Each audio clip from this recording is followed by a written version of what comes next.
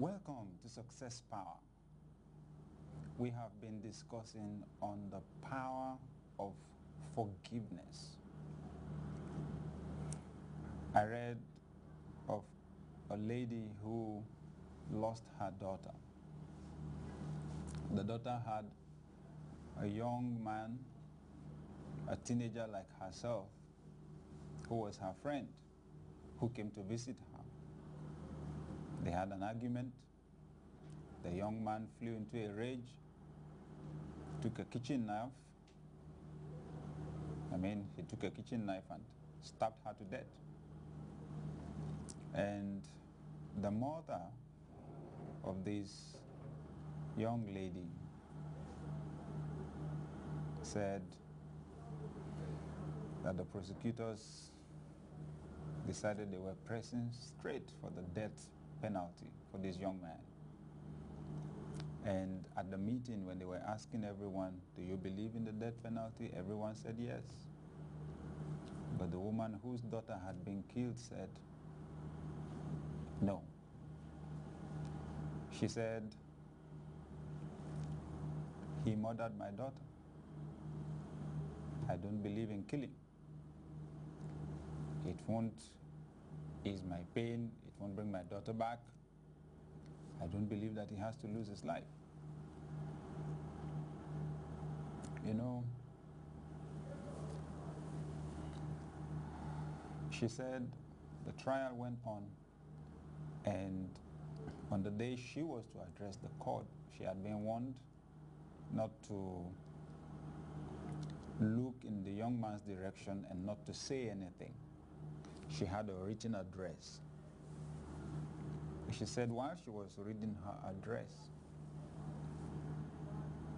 that God spoke to her heart to talk to the young man. So she turned and looked at him. He was looking with anger and resentment.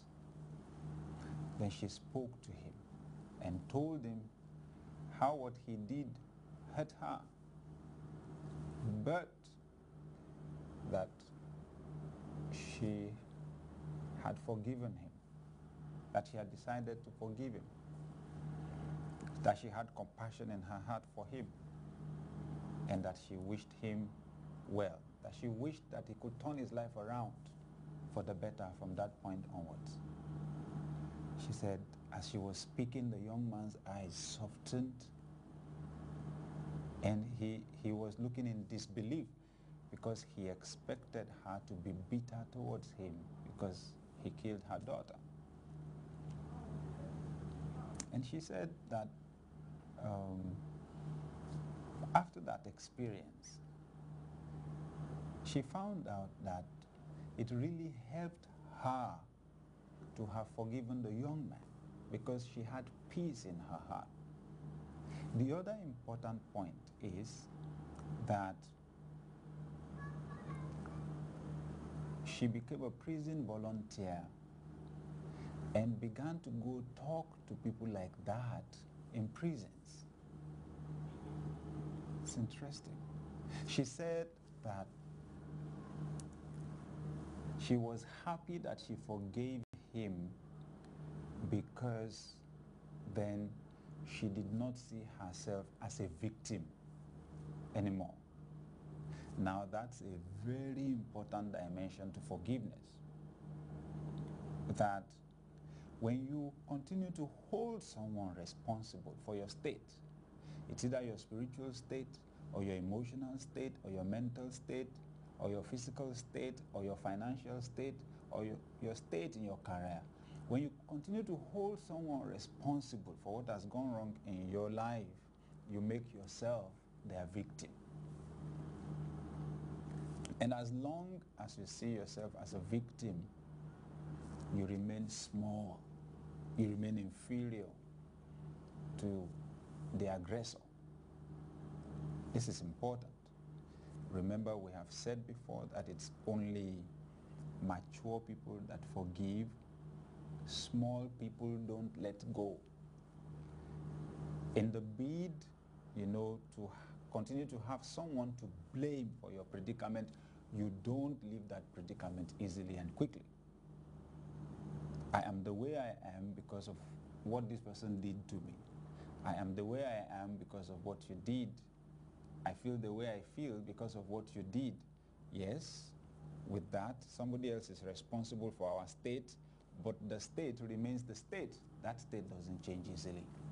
Forgiveness is absolutely necessary for us to be able to cut the ropes from our past. Absolutely necessary. Secondly, forgiveness is necessary for us to have the capacity to fulfill our destinies at the end of the day. Sometimes what people have done cannot be undone. So what do we want to do? For our own sake, for the sake of our own peace, we need to forgive people. Some of us have found ourselves in work environments that are, very harsh in terms of the attitudes of the people that we work with. And sometimes you find yourself in an office, you may get a job that has a better pay. But when you look at your emotional health at the end of the day, that better pay may even not be worth the hassle of getting a new job. I'm telling you, because of the attitudes that some people have at work. Some people are just grouchy. Some people are just resentful, And then you have a lot of people in leadership position who don't know what leadership is about. Just because they call them manager or supervisor, they want to boss other people around. They want to lord it over people. They want to dominate people. Some of them even want to intimidate people with their authority and their title. So sometimes those things breed bitterness. But there's one thing that we say all the time on Success Power, quoting Eleanor Roosevelt, wife of a former U.S. president. It is not the things that happen to us that hurt us. It is how we respond that hurts us. So at the end of the day, like someone said, when you excuse yourself, you accuse yourself. At the end of the day, you are absolutely responsible for how you feel. The excuse, I did this to her because she did that to me, actually doesn't hold water, because like Stephen R. Covey, showed in his book, The 7 Habits of Highly Effective People, he said on the chapter on responsibility, the habit responsibility, he said between the time that the person did whatever the person did and the time you responded, there was the split second when you had the power to decide how to respond. The truth is that you decided to revenge. You decided to revenge. That's why you did it to her. It's not because she did it to you that you did it to her. It's because when she did it to you, you decided to do it to her.